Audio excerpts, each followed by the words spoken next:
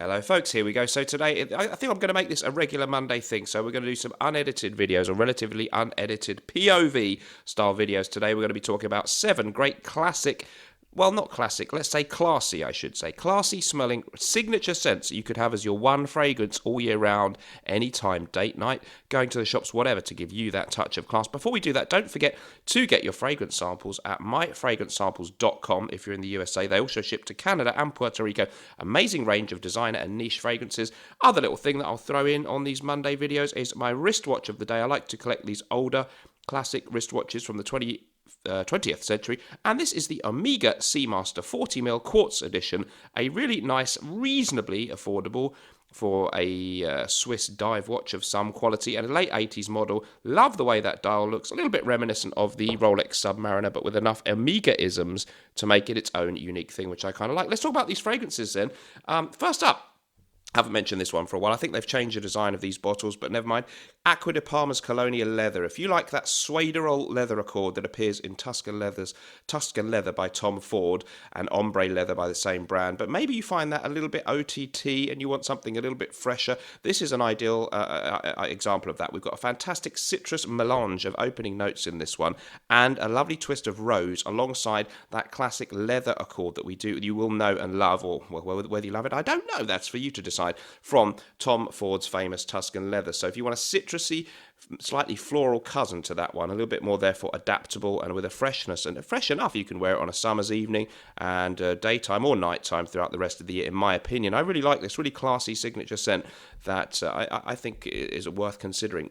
Here's one that really has become something of a signature scent for me recently, and that's Dolce & Gabbana's original Pour Homme Eau de Toilette there, and it's from 1994 of the release. I keep going on about this one. Of course, with the sticker on the bottle there, that signifies the vintage original Italian formula. Fantastic mix of citrus notes, green aromatics, kitchen herbs and spices, crisp cedarwood and vetiver in the base, alongside a very nice twist of dry tobacco leaf. A really optimistic, fresh, masculine, charismatic fragrance, exquisitely blended, a real versatile fragrance. Performance okay, not amazing. Same with the leather, not amazing, but if you spray a lot of this, you can really get noticed. And I've actually worn that recently in the field of battle.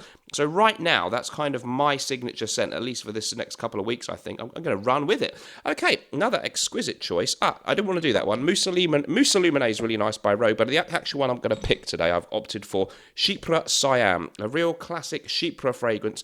Shades of Guerlain's Mitsuko, but a richer, slightly more exotic cousin to that one. Siam, of course, I think it's the old name for Thailand. Am I right? Okay, so this one has that classic green oak moss bitterness.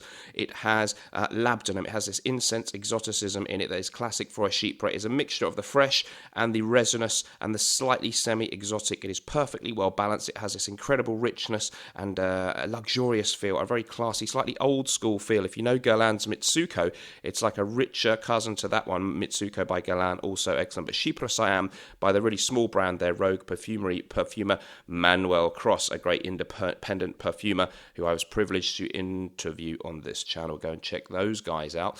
Let's go on to a more modern smell. Well, does it smell modern? I'm not sure. Ganymede.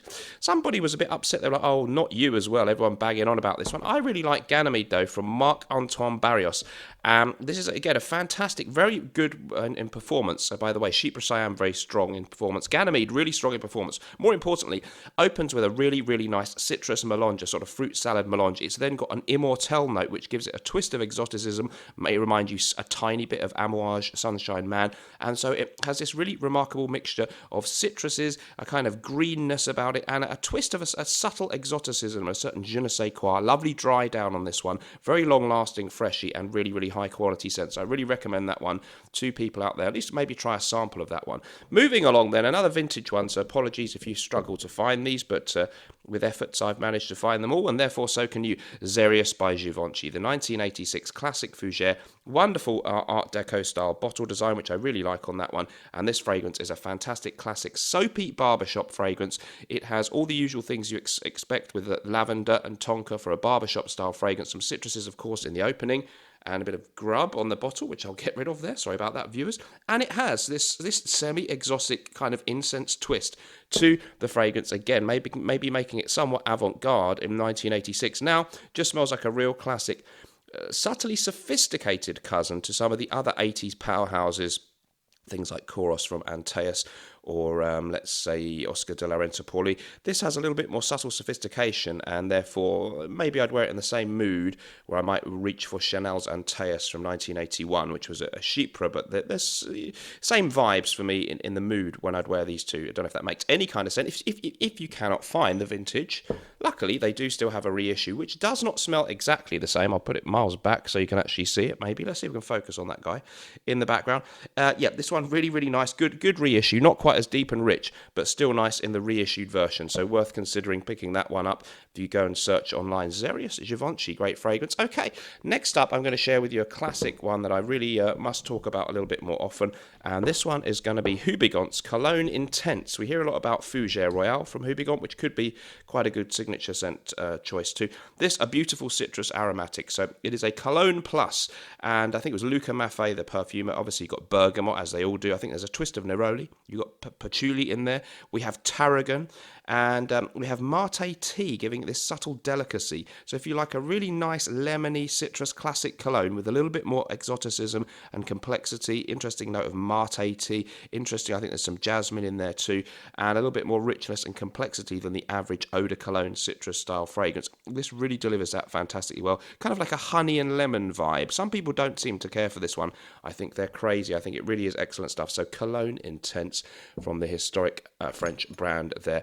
Hubigant, for whom I have nothing but the greatest of respect. And of course, yeah, I do have to say, I think our newest release here, Gravitas Essentia, Norton & Wilson's follow-up to the acclaimed Gravitas Pour-On. We've taken that fragrance with its patchouli, with its kind of herbal accords in the mid, with its fresh citrusy opening notes, with its lavender, of course, and aromatic fougere. And this is a more citrusy leaning aromatic fougere. We've actually added notes of mint, artemisia, and bay leaf, toned down the vanilla, and somehow that's also sort of lifted all the citruses up a little bit in their prominence. So we've really just zested up the original Gravitas, recognisably sharing the DNA, but also being enough of a unique fragrance to certainly merit owning both. Amazing one, that one, for all year round. Were great for a date, fresh, pleasing, likeable to the average person, a little bit less heavy hitting than Gravitas in its aura, but actually performs really, really well. And it's just £95 in the UK, or $120 in the USA and Canada. That includes your shipping. Go to nortonandwilson.com.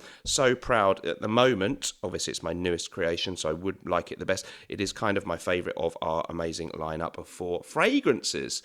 I think that's all we're going to have time for today. Let me know what you thought of that video. What do you think about my quick style videos that I'm doing a bit like this on the Mondays? Any good? You like them? Do you not like them?